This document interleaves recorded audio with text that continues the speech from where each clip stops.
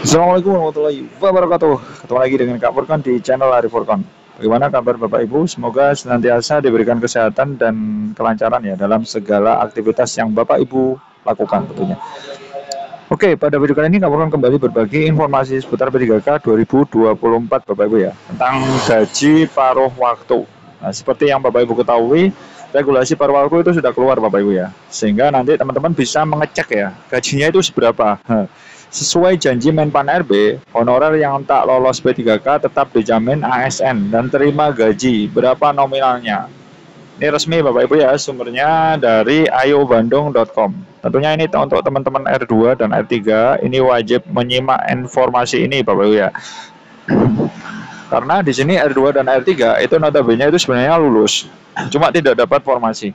Sehingga sambil menunggu formasi, teman-teman ini diarahkan ke P3K part-time atau paruh waktu.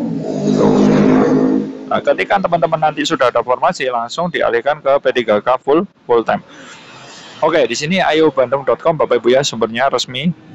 Di sini Bapak Ibu bisa perhatikan bahwa seleksi PPPK 2024 yang ditujukan bagi para tenaga honorer yang berlangsung dari 1 Oktober kemarin.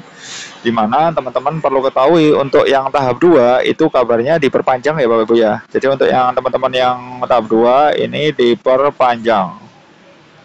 Karena apa? Mungkin masih banyak teman-teman yang terdata di database-nya BKN itu belum melakukan pendaftaran atau tidak bisa ya, sistemnya error juga bisa dikarenakan seperti itu Bapak Ibu ya. Seperti itu. Kemudian Menpan RB ini memberikan instruksi Ibu Rini Medianti ini bahwa seleksi P3K 2024 ini salah satu upaya penataan tenaga non-ASN yang memang ditargetkan selesai kemarin. Jadi setelah ini itu tidak ada lagi perekrutan honorer Bapak Ibu ya. Jadi tidak ada rekrutmen honorer. Nah, semuanya itu nanti targetnya pemerintah itu semuanya itu ASN. ASN-nya ada PNS, ada P3K. Nah, P3K terbagi menjadi dua, ada yang full time, ada yang part-time. Seperti itu.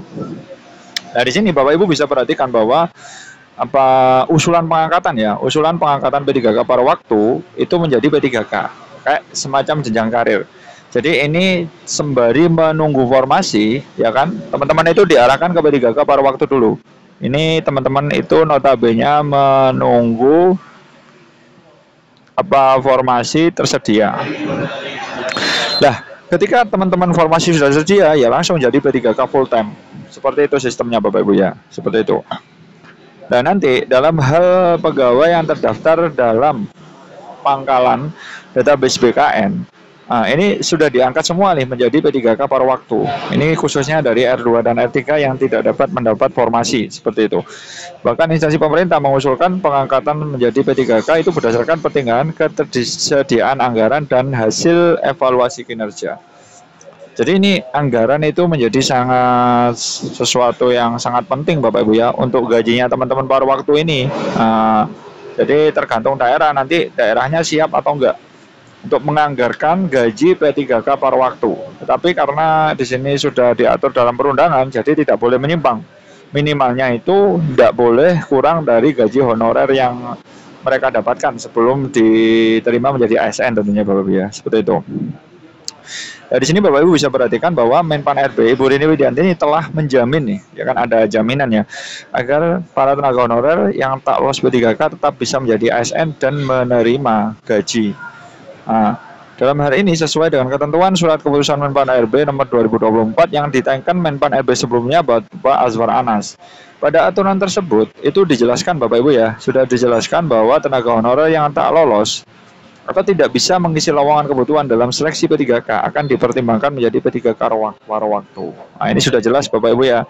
Jadi jenjang karirnya itu jelas-jelas. Jadi teman-teman R2 dan R3 itu kan tidak dapat mendapat formasi. Maksudnya formasi itu tidak tersedia. Berarti ini langsung otomatis ke paruh waktu.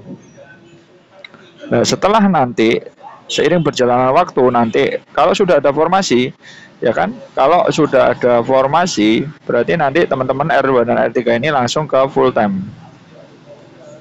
Seperti itu Bapak Ibu ya, jenjang karirnya seperti itu. Jadi diikuti saja kemauannya teman-teman pihak pemangku kejabatan, insya Allah aman Bapak Ibu ya, seperti itu. Nah, di sini ada syarat yang harus dipenuhi Bapak Ibu ya. Syaratnya apa? Syaratnya adalah honorer tersebut harus sudah terdata dalam database BKN. Kalau belum terdata itu nanti bermasalah Bapak Ibu ya, seperti itu. Kemudian tenaga honorer tersebut harus sudah mengikuti seluruh tahapan seleksi sebelum pada akhirnya dinyatakan tidak lolos atau tidak bisa mengisi formasi. Nah, tentunya untuk teman-teman yang belum daftar itu segera melakukan pendaftaran karena di sini ada beberapa kriteria yang harus Bapak Ibu ketahui ya tentang kriteria PPK dalam pangkalan data BKN tahun anggaran 2024. Nah, tentunya ini TMS PPPK, TMS CPNS itu bisa ikut Bapak Ibu ya. Dan yang belum melamar. Bahkan ini ditambahin Bapak Ibu yang D dan E ini tidak mengikuti atau tidak hadir dalam CPNS dan P3K itu bisa mengikuti seleksi P3K tahap 2 seperti itu. Dan untuk masalah gaji Bapak Ibu ya, untuk gaji itu sebenarnya sudah diatur di Permen RB nomor 16 tahun 2025. Ini sudah disebutkan Bapak Ibu ya. Untuk gaji P3K paruh waktu itu sebenarnya sudah dituangkan di Permen RB nomor 16 tahun 2025 yang keluar tanggal 14 Januari kemarin. Nah, pada diktum ke-19 itu paling sedikit itu nominalnya sama saat menjadi tenaga honorer. Nah, sekarang kita coba cek ya, Bang. Kita cek. Ini suratnya resmi Bapak Ibu ya. Coba Bapak Ibu bisa perhatikan ini resmi. Jadi keputusan Menteri nomor 16 tahun 2025, kita coba diktum ketiga dulu Bapak Ibu ya. Di sini diktum ketiga itu sudah menjelaskan bahwa jabatan apa saja yang bisa menjabat sebagai P3K paruh waktu. Tentunya yang pertama adalah guru dan tenaga kependidikan, tenaga kesehatan, tenaga teknis. Nah, ini tambahan Bapak Ibu ya. Pengelola umum operasional, operator layanan operasional, pengelola layanan operasional, dan terakhir adalah penata layanan operasional. Sekarang kita ke diktum 19. Kita ke diktum 19. Lah ini Bapak Ibu ya, masalah gaji.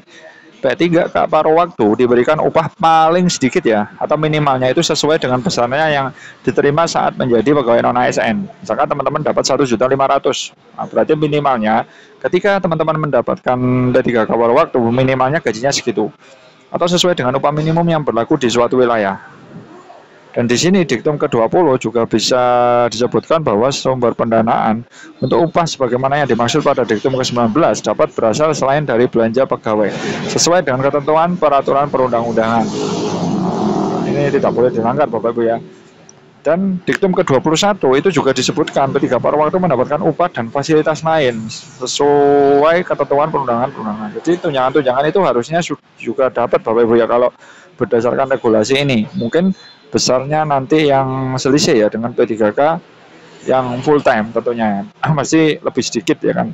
Tapi selisihnya kita doakan saja selisihnya nggak banyak Bapak Ibu ya, karena di sini posisinya juga sama-sama ASN Bapak Ibu ya.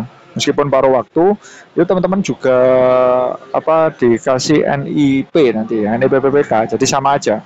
Cuma memang ini adalah masa transisi. Artinya kalau teman-teman itu sudah ada formasi ya statusnya itu menjadi full time lagi, seperti itu Bapak Ibu. Itu merupakan skema yang sudah ditetapkan pemerintah. Jadi kita ikuti saja khususnya untuk R2 dan R3, semoga segera mendapat formasi dan P3-nya full time. Seperti itu Bapak Ibu ya. Ditunggu informasi selanjutnya dari Kak Furqon, mudah-mudahan bermanfaat. Wassalamualaikum warahmatullahi wabarakatuh.